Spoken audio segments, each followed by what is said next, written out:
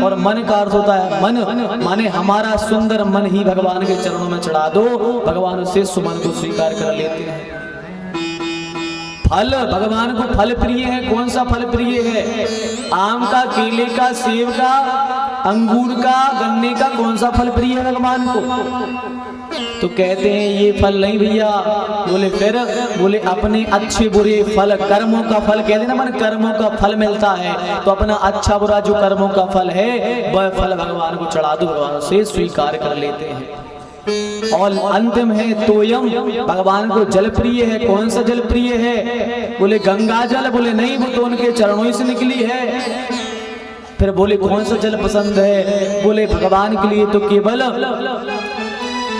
अपने हृदय में कृष्ण प्रेम रूपी अग्नि जलाओ और नेत्रों से केवल 2 बिंदु ठाकुर जी को टपका दो। भगवान उस 2 बिंदु में जितने प्रसन्न हो जाते हैं आंखों के, उतने तो भगवान गंगा जल में ही प्रसन्न नहीं होते हैं। तो आंखों का जल 2 बिंदु भगवान के चरणों में टपका दो, इससे भगवान प्रसन्न हो जाते हैं। जब यह भगवान ने कहा, सुदामा जी समझ गए भगवान सब स्वीकार कर लेंगे, पर भगवान फिर भी सुदामा जी को संकोच हो रहा है। तो भगवान ने क्या देखा कि सुदामा जी का दाहिना हाथ जो है, दाहिना हाथ उठा हुआ है। भगवान समझ गए कि इसके पीछे कुछ छुपा है। भगवान ने जैसे ही सुदामा का हाथ पकड़ा और हाथ पकड़ करके जैसे ही पोटली को खींचा, भगवान ने पोटली को खींचा और पोटली के जब दर्शन किए तो भगवान की आंखों में आंसू आ गए। अरे राम राम, सुदामा के घर में कपड़ा भी नहीं है। जैसे ही चावल को खोला तो 4 प्रकार के चावल दिखे। भगवान इतना रोए कि धन्य है सुदामा, तेरे जैसा भक्त की इतना कुछ भी नहीं है तेरे पास पर आज तक एक भी शब्द तूने मेरे लिए नहीं कहा और एक भी चीज, एक भी वस्तु तूने कभी मुझसे मांगी नहीं। धन्य है सुदामा, धन्य है। भगवान ने एक मुट्ठी चावल लिए हैं और एक मुट्ठी चावल में जैसे भगवान ने एक मुट्ठी चावल मुंह में लिए और भगवान ने संसार की जितनी संपत्ति थी भगवान ने सब ऐश्वर्य सुदामा को दे दिया। एक मुष्टिम सकृज्जद्वाद द्वितीयाजमुमादते, एक मुट्ठी भगवान ने पाई है, सब संपत्ति सुदामा को दे दी।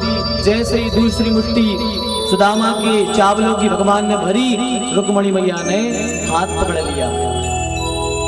भगवान केवल एक मुट्ठी चावल तो खा ही पाए, दूसरी मुट्ठी खाने लगे तो रुक्मणी मैया ने हाथ पकड़ लिया।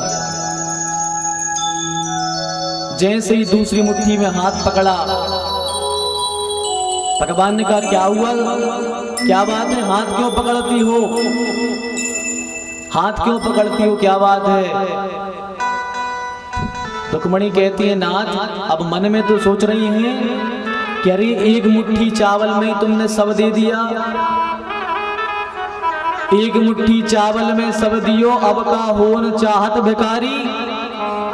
और एक मुट्ठी में तुमने स्वर्ग की, मृत्यु लोक की सब संपत्ति दे दी कि दूसरी मुट्ठी में अब आप सुदामा बनना चाहते हो सरकार। मन में तो यह सोच रही है, पर बाहर से रुक्मणी ने कह दिया भगवान ये कच्चे चावल हैं, खाओगे नुकसान कर जाएंगे, ये मत खाओ।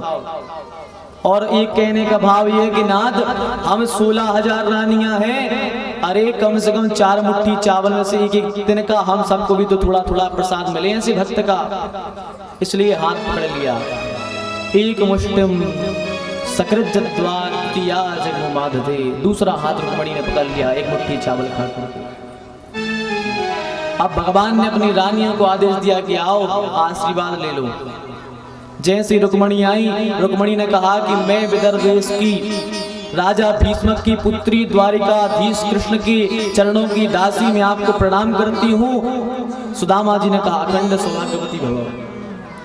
मैं लक्ष्मणा श्री कृष्ण के चरणों की दासी आपको प्रणाम करती हूँ, अखंड सौभाग्यवती भव।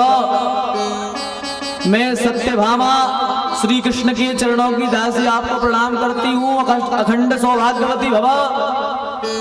जैसे ही 50 रानियां निकली, सुदामा जी कहते हैं सौभाग्यवती भव।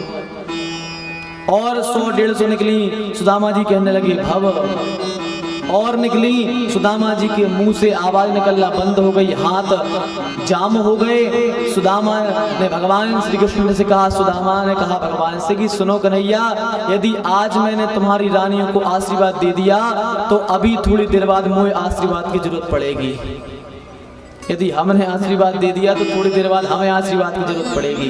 इसलिए कन्हैया आ जाओ, तुम हमें प्रणाम कर लो, हम तुम्हें आशीर्वाद देते हैं, तुम सब रानी को आशीर्वाद दे दो। भगवान ने सबको आशीर्वाद दिया है। सुदामा सोने की द्वारकापुरी में एक दिन रुके हैं मात्र। दोपहर में पहुंचे, रात्रि विश्राम किया, प्रातः काल हुआ और कहा कि सुनो कन्हैया, हम जा रहे हैं। भगवान ने भी मना नहीं किया, बोले ठीक है जाओ। भगवान ने मना नहीं किया। अब सुदामा जी वहां से चले हैं। सुदामा जी चले और सुदामा जब चले तो भगवान ने कुछ नहीं दिया सुदामा को, पर सुदामा के मन में यह भाव नहीं आया कि अरे कन्हैया इतना बड़ा व्यक्ति है, इसने कुछ नहीं दिया, इसने कुछ नहीं दिया। पर सुदामा चले, लौट कर देखे तो कन्हैया ने आंखों ही आंखों में कहा कि सुदामा, अरे मित्र एक तरफ है, हम राजा हैं, तुम ब्राह्मण हो, कुछ मांग लो। अरे मित्रता छोड़ दो, मांग लो कुछ। सुदामा ने आंखों ही आंखों में कहा कन्हैया मर जाएंगे पर मांगेंगे नहीं। भगवान ने कहा मांग लो।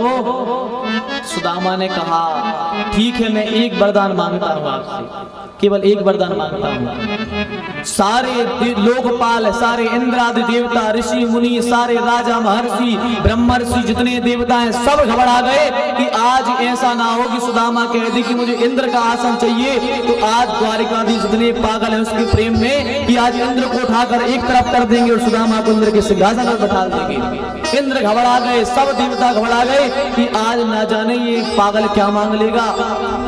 पर बाहरी सुदामा, बाहरी भगवान के भक्त। भगवान ने कहा मांगो, क्या मांगते हो? सुदामा ने कहा नाथ,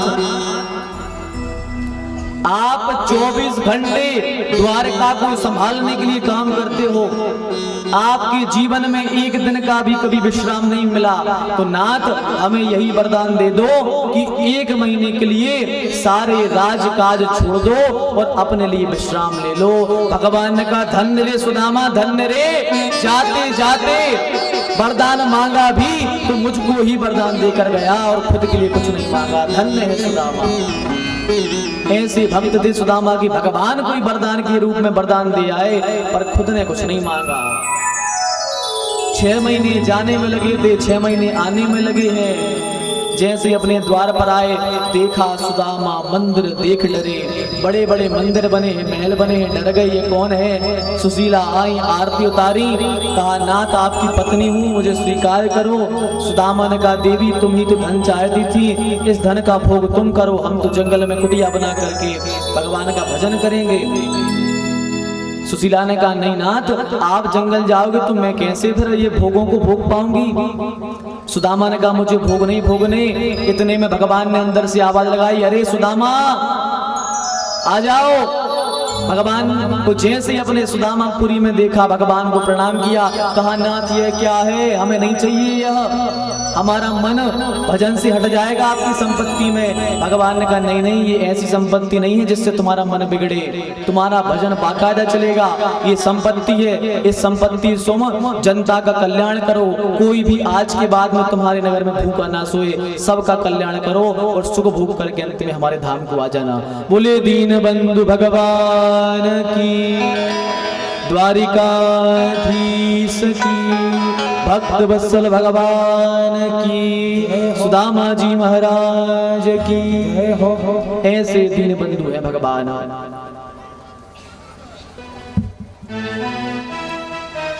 ऐसे दीन बंधु भगवान है। 100 वर्ष हो गए, 100 वर्ष से भगवान द्वारका में रहते हैं, 125 वर्ष होने को जा रहे हैं। आज सूर्य ग्रहण पड़ा, सूर्य ग्रहण पड़ा और सूर्य ग्रहण में समस्त देवी देवता, समस्त ऋषिजन, समस्त ब्रजवासी, समस्त गोकुलवासी, मथुरावासी, द्वारकावासी सब मिलकर के प्रभास क्षेत्र में गए हैं सूर्य ग्रहण पड़ने के बाद में स्नान करने। क्योंकि सूर्य ग्रहण पड़ता है और प्रभास क्षेत्र में स्नान करने का बहुत फल है। जब भी सूर्य ग्रहण पड़े या चंद्र ग्रहण पड़े, अभी अमावस्या के दिन जो चंद्र ग्रहण है, अरे ये दिन हमारे लिए बड़े शुभ होते हैं। और पूर्णिमा में चंद्र ग्रहण आ रहा है, जो चंद्र ग्रहण जो है, ये ग्रहण बड़े अपने लिए लाभदायक होते हैं। इनमें भगवान की साधना की जाती है। जिस समय ग्रहण पड़ता है उस समय भगवान का भजन करो। यदि जिनने गुरु मंत्र ले लिया है उस समय गुरु मंत्र का जप करो, क्योंकि लाख गुना फल मिलता है चंद्र ग्रहण के समय में भजन करने का, लाख गुना फल मिलता है। आप राम नाम की धुन भी करो, कुछ भी करो, भगवान का नाम लो, जो भी करोगे उसका लाख गुना फल मिलेगा। यदि अपना भजन बढ़ाना चाहते हो, अपनी शक्ति बढ़ाना चाहते हो, तो जिस समय चंद्र ग्रहण का जो पहर रहता है 2-2.5 घंटे का, उसमें अपने बैठो और बैठ करके भगवान का भजन करो। जो हनुमान चालीसा का पाठ करना चाहे, हनुमान चालीसा का पाठ सिद्ध कर सकते हैं। सिद्धि की प्राप्ति होती है ग्रहण के समय में। सुंदरकांड का पाठ करके सिद्ध कर लो, कोई भी मंत्र सिद्ध कर लो, राम नाम सिद्ध कर लो, गायत्री मंत्र सिद्ध कर लो, कोई भी मंत्र आप सिद्ध कर सकते हैं। ये प्रभाव होता है ग्रहण का। तो भगवान के समय में सूर्य ग्रहण पड़ा, सब देवता, सब ऋषिजन, द्वारकावासी, मथुरावासी, गोकुलवासी, वृंदावनवासी, नंदगांववासी और ब्रजवासी जितने हैं, सब मिलकर के प्रभास क्षेत्र में जो है स्नान करने गए हैं। सब स्नान करने पहुंचे, स्नान करके